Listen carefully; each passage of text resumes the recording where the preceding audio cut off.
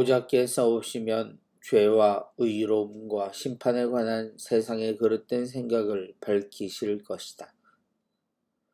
주님의 승천이 다가오며 주님의 말씀은 당신이 가실 곳에 대한 것이 아닌 남겨진 이들이 어떻게 살아야 하는가에 초점이 맞춰져 있습니다.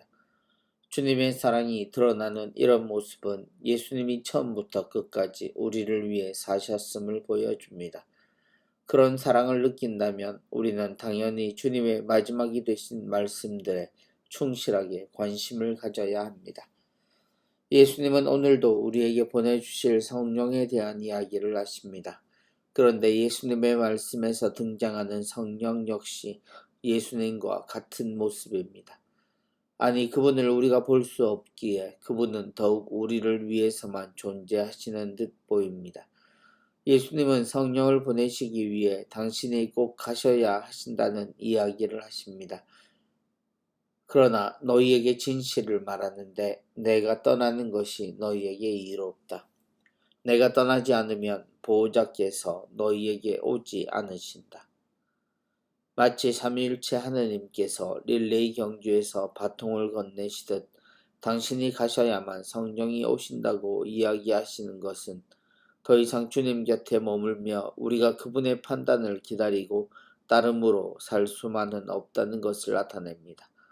주님은 어떤 식으로든 우리와 함께 하시지만 결국 우리는 스스로 세상을 살아가는 존재임을 잊지 말아야 하고 또 그렇게 살아야 한다는 이야기입니다.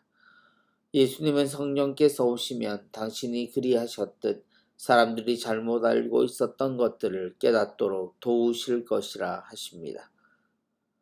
보호자께서 오시면 죄와 의로움과 심판에 관한 세상의 그릇된 생각을 밝히실 것이다. 죄와 의로움과 심판에 관한 세상의 그릇된 생각은 우리 삶에서 하느님을 잊게 만드는 모든 것입니다. 죄를 단죄하고 심판까지 연결하는 우리의 태도는 사람을 절망하게 만들고 사람에게 의로움에 대한 편견을 가지게 합니다. 그 사랑이신 하느님을 왜곡하고 사람을 오히려 편파적인 하느님을 섬기는 싸움꾼으로 만들어버리는 잘못을 가져옵니다.